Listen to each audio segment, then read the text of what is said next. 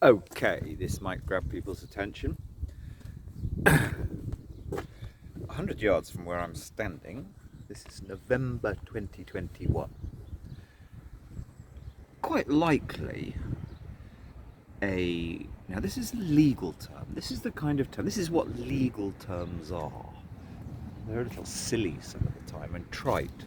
And this is probably something of a confusing legal term. But an example is the whispering campaign. Now, this thing that I got totally sorted out in 2006, one of the aspects to it was the whispering campaign. That's the kind of term that Supreme Court judges will use. The citizen has a right almost not to be subject to a whispering campaign. Now, just over there, somebody sort of might have been starting one against. Now, it's actually, for me, one of the best things that's ever happened.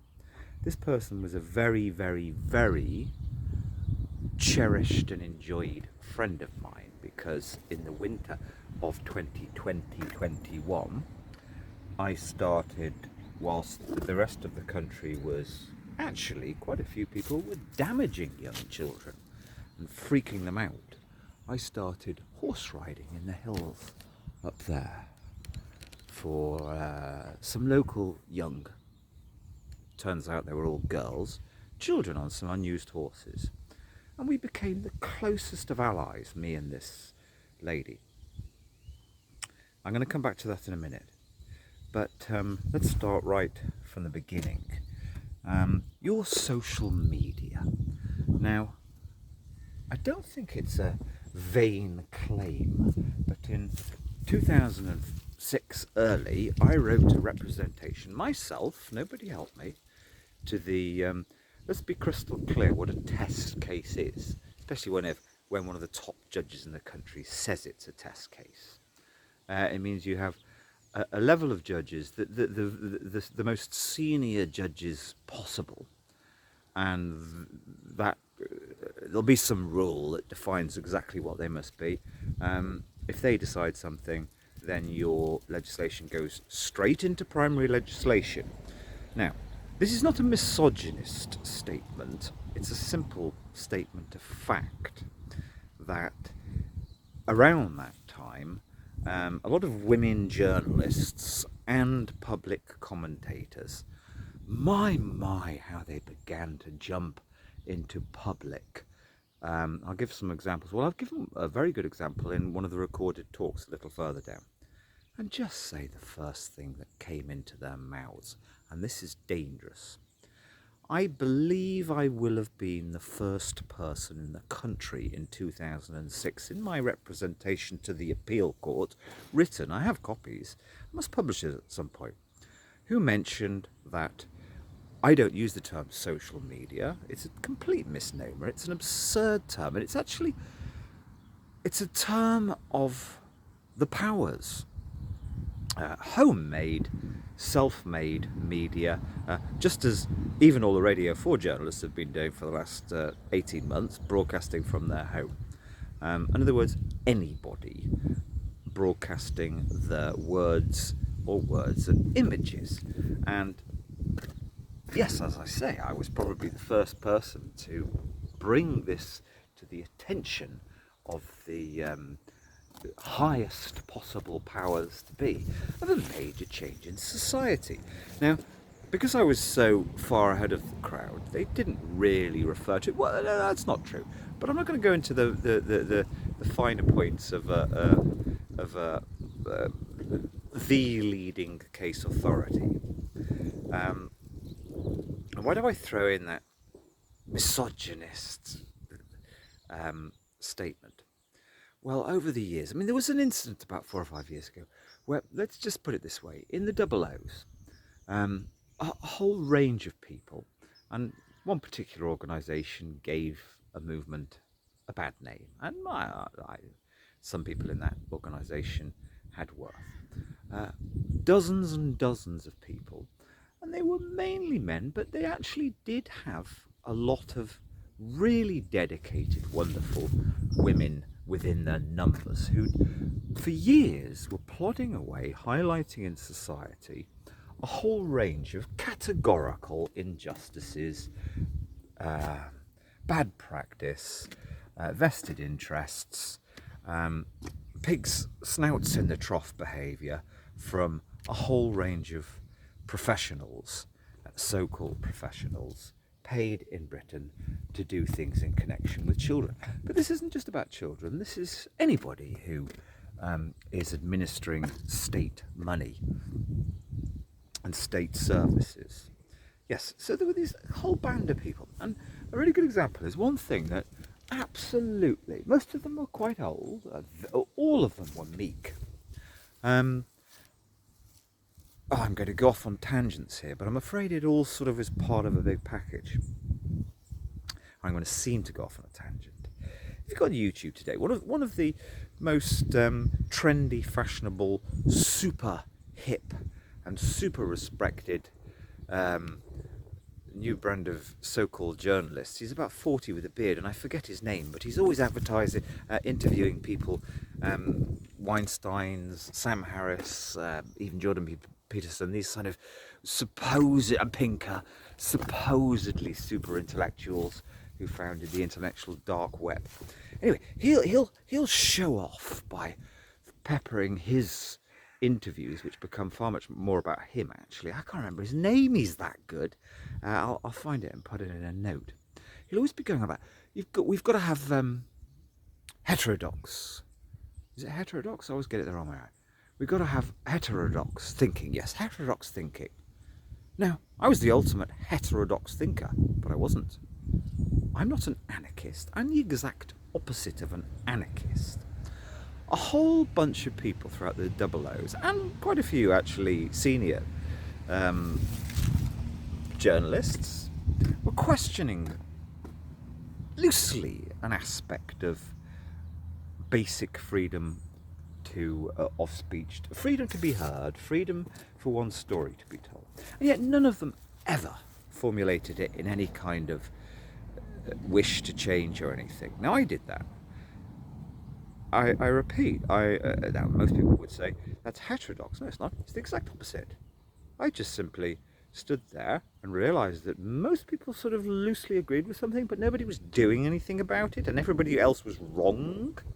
So I did the correct. I actually clarified what was largely the orthodox. And yes, I was going to go on about something. In the double O's, the great majority of thoughtful, mature people would say a child should never be near a courtroom. That was crystal clear. And yet I heard 4 or 5 years ago a quite well-known woman who's on the Family Justice panel, I believe, and she's always getting herself, she loves to get onto the Radio 4 and onto the BBC. I won't name her to save her embarrassment. Now, she's meant to be on the side of totally reforming bad practice. And something was being discussed on Radio 4 one morning, quite early. I've actually got a recording. And she jumped in straight away and said, oh yes, this 10-year-old child. Oh, these children should be invited into courtrooms. Now, I would not only refer such a woman, this is what,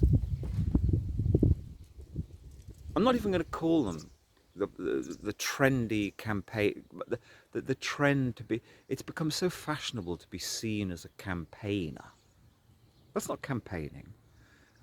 The orthodoxy within the reformers for many years, quite correctly, nobody ever disagreed, was keep children out of these things. Now, I would refer that woman to the wonderful talk paid for by Google, I think, 4 or 5 years ago, by one of the most famous criminals in the world, Frank Abnegel, who then went on to be very senior in the FBI for 30, 40 years.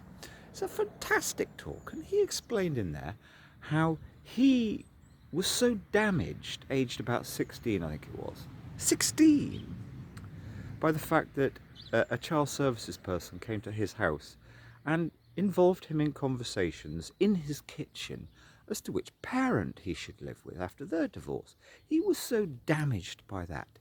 He went on to become this record world famous. It's what's it called? Catch oh, that film. Well, Frank Abagnale. There you go. I forget who was in it. I don't know. I don't watch that many films. Catch Me If You Can, I think it's called. Yeah. So this woman going on, I just cried, showing off, saying the first thing that came into her head, basically, to make her look good. Oh, I'm supporting the children by throwing into the mix that children should be in courtrooms. Oh, tragic. As I say,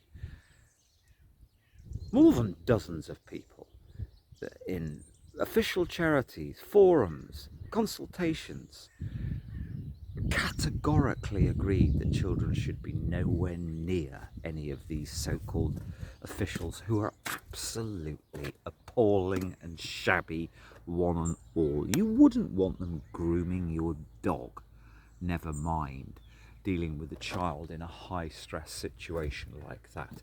Anyway, to keep to the point now, get back to the point. Whispering campaign. Yes, that was another fundamental thing that I put in there.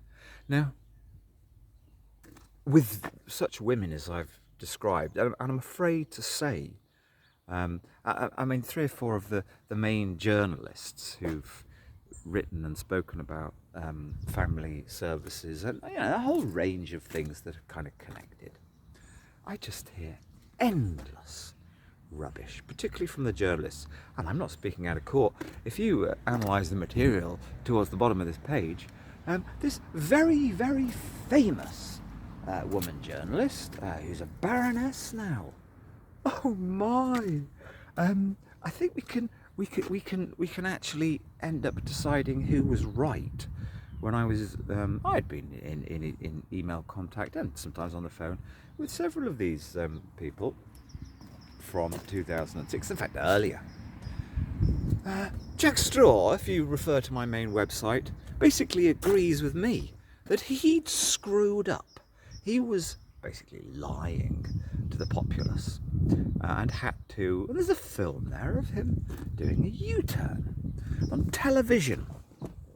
Now, yes, one of your most, highly paid, I should imagine, now baroness, she was so quick to throw in her totally and utterly, pathetically uneducated awe that she emailed me in late 2008 or early 2009. I mean, my interest is only in the matter of 2004 to 6. But yeah, that journalist and her boss, Francis Gibb, agreed with me. Was spouting the biggest load of uneducated rubbish in the world. There is a point. The point is this. Now, in 2006, for a few years, I would say to people, I was even a bit confused. I would say, yeah, well, leading freedom of speech case authority, but I'd feel a bit awkward doing that. I was kind of simplifying something. I always felt a bit of a fraud. But over the years, I've come to realise that that is entirely true, particularly the last 5 years. Why? Because in all sorts of areas, and let's go on to homemade media, the great majority of people don't understand the fundamental principles of, it's not about offending anybody, it's just about publishing truths. Publishing is even putting a line of something on your dreadful Facebook. That is a fundamental part of social democracy. People don't understand this. Now, I'll go back to this whispering campaign. You see, I'm a little bit thick-skinned, and only, not because I'm, if anybody says anything to me about my daughter, Oh, I take it terribly to heart. But I also, over the years, have had a perhaps even unique position because I'm so keyed into what the foundational reason for complete freedom of speech, which has to be responsible. Oh, if it's not responsible, that's wrong. And you can't punish people, but society needs to understand what is responsible and what is not. And this is the perfect example. You see, I put into this representation to the Supreme Court, the Appeal Court, as it was then in 2006, that the citizen, or just the ordinary person, needs to be able to balance what's called a whispering campaign. Now, the woman who sometimes is connected with that property, I'm glad she did what she did. She made a comment, which was foolish, off her silly internet. She's a very intelligent woman. I really value this woman. And in case I forget to say it, it was good. It caused a lot of pain. But I decided, despite the fact that she has a huge husband, I decided, no, I'm not having this. She made a comment in front of a very, very confused old lady that I sort of look after some of the time, which is pretty negative. We'd never discussed anything. I spent time with local children. Everybody knows I'm great with them. So her comment, it was pretty, it was the sort of thing that could be misinterpreted. So I actually did mull over it a few days and then say, I'm not having that. You're going to apologise for that. Here's the facts, by the way. And I didn't think she would. But what a big woman. She did end up apologising, and we became considerably closer, I think, as friends. That's called being a human being. But there is a point to this. Yes. Even her, really fantastic woman. Careful, thoughtful. You see, as soon as your life spills out into public, you'll have all sorts of rubbish. I would spend days on end speaking with journalists, and they still got things wrong in interviews. My daughter would sit there and laugh. Dad, is this the kind of... how come Frances Gibb is paid a small fortune when she can't even get my age right? And she's written loads of times about us.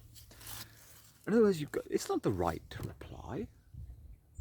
You have to be able to correct this legal thing called a whispering campaign.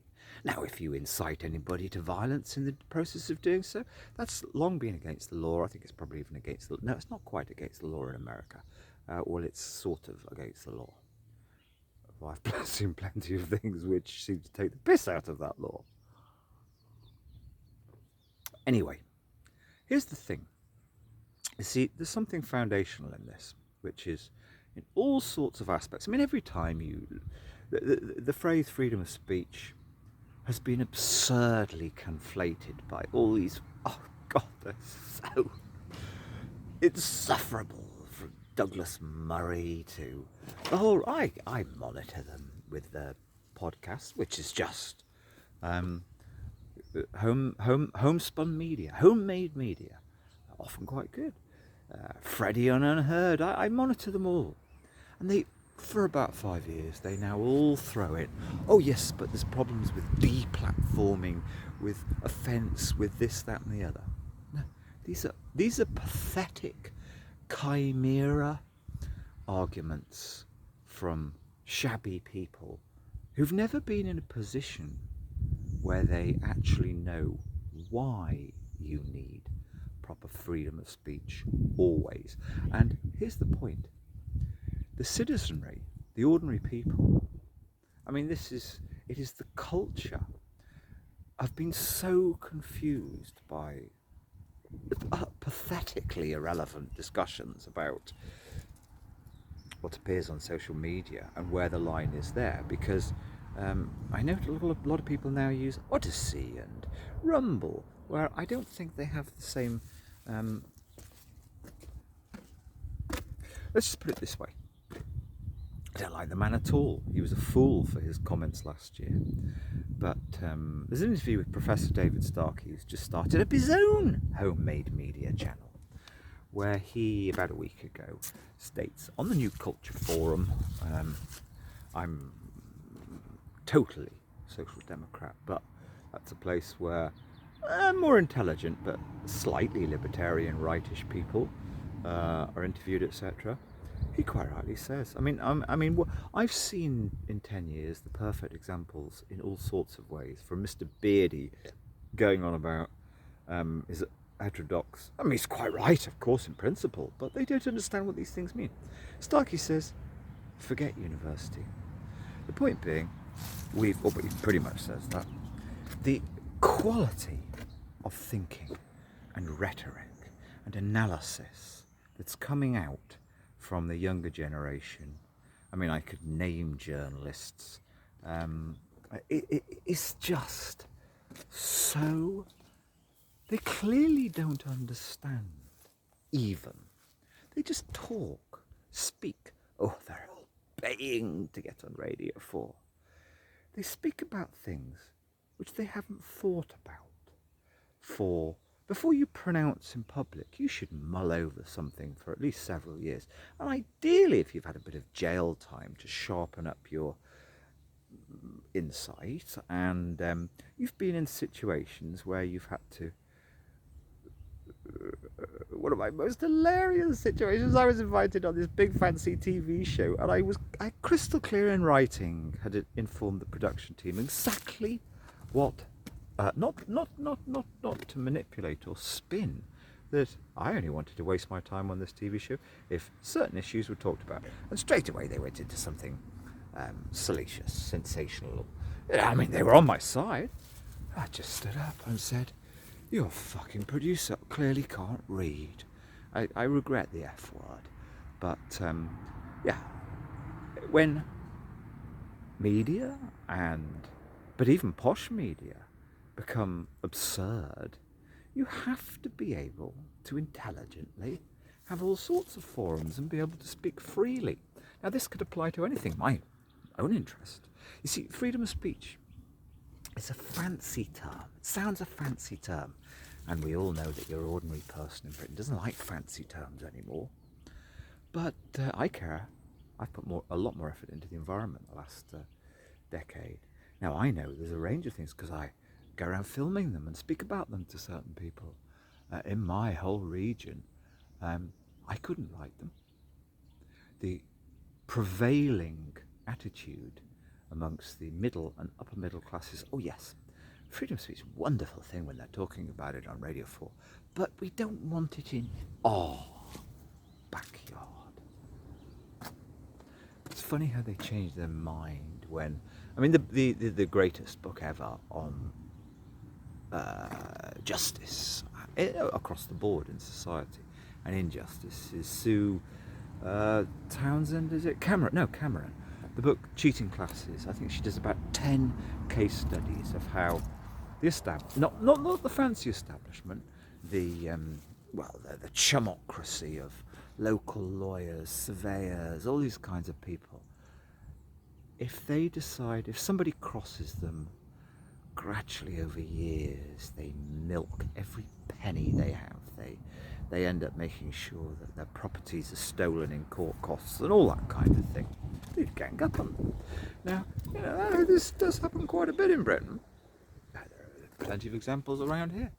It's astonishing how, when that happens, when your ordinary good burger has their fundamental existence threatened, or they consider it, their money threatened by the chumocracy, how quickly they want total freedom of speech. That's the point. I'm afraid to say, as I think my little essay a bit further down says, or at some point I said,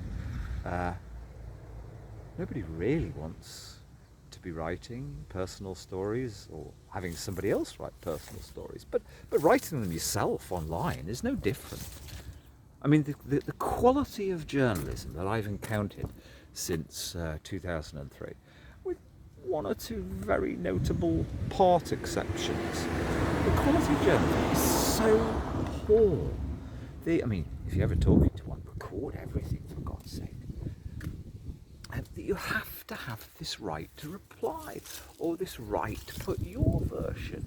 It's fundamental. I mean, it is done in America. I think that's something very healthy about America. I'm not going to say it's going to save people from shame, misunderstanding, because then you have Google is gamed by these people to get their version at the top. I'm afraid to say that's money. And in fact, that's a very good example of why all people need to be able to have recourse to trying to put the full version of anything.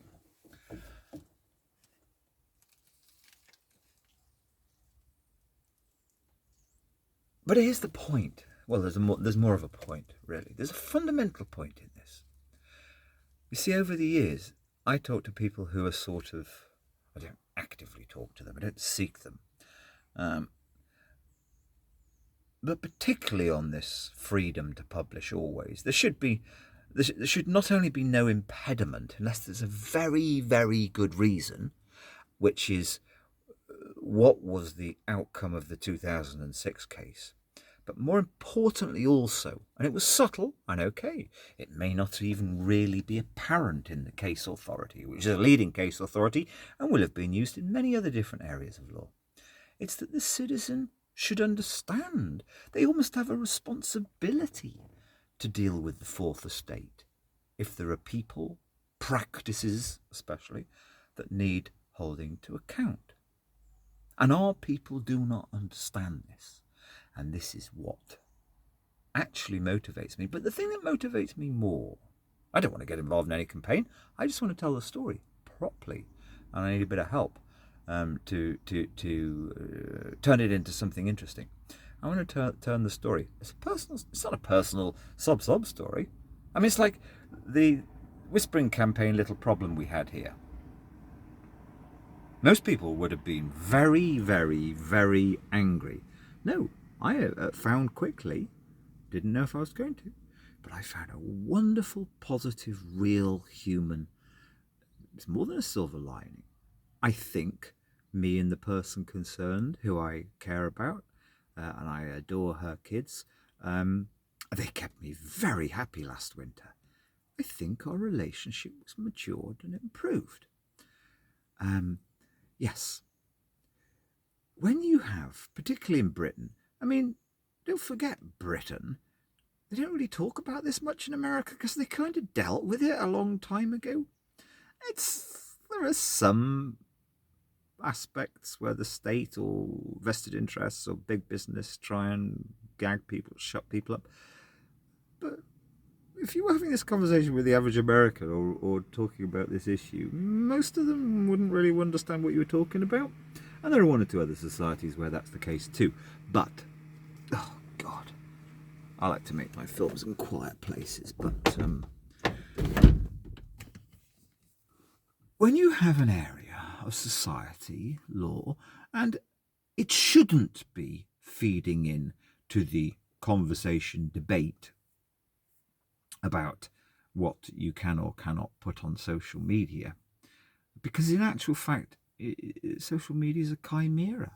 There will always be self-publishing. It's as simple as that. It's always going to be there. It has been there for a lot longer than we said. I mean, there were people would hand out tens of thousands of pamphlets in the Middle Ages. It's always been there. And it was dealt with then. The arguments were dealt with fully then. See the cartoons of James Gilray in the very famous case of the fellow tried for sedition, I think 3 times, by the state. I can't remember his name. 200 years ago, Radio 4 actually did a rare thing, which is a good play on it. Yeah, the citizenry, the ordinary people, do not agree do not understand these issues anymore. And they don't understand that, they wouldn't understand that having the law in respect of being able to go to journalists by right, unless there's a very good reason, regarding children's matters, when your social worker, school, whatever, are really messing. I mean, this happens to my friends all the time. Still, little bullying, unprofessional, unjust courses of action that they're sort of may be undertaking, always behind your back, of course. If you sort this out with children, then it also applies to lots of other areas of society. And people will understand. I mean, I can't publish videos of various wildlife and environmental crimes in my area because the citizenry don't understand. That's not a personal attack. That is in a healthy democracy, that is what everybody should be allowing, in quotation marks, nay, even encouraging, especially if they're factual. People who've broken the law may end up suffering. That's what the law's for. But no, you see, these days, particularly in the provinces, there is this undercurrent attitude. Oh, you can't say that. I mean, you'll be saying it down the pub or in the cafe, but you can't put that online or on Facebook or whatever. You see, people have totally and utterly, they've lost track, or perhaps they never understood, the foundational principles of holding to account via, the Americans with their First Amendment are very, very good on this. And how damn important that is. But the really fundamental point is a person, a group, a generation that deal with this. You know, bless you. Yes, it's not nice to have things written about you that aren't very flattering online, but social democracy requires, if it's true, it's done. It shouldn't be done in an insulting way, and it shouldn't really be done in a personally attacking way. But if so, get over it. Me, I don't even read. Never look at anything. I don't look at anybody else's anything or look anybody else up ever, because I know that you see, this is actually the most insidious thing. People accept, they don't talk about it very much, but most people do know that, in fact, I did a lot debate with people a lot, genuine, proper psychology. People understand. In fact, there have been plenty of Radio 4 documentaries the last 5 years that people are putting a false spin on themselves with all their Facebooks, etc. It's been going on for 12 or 13 years. Now, psychologists, the top ones, understand that's corrosive to your mental health, soul. But that's acceptable.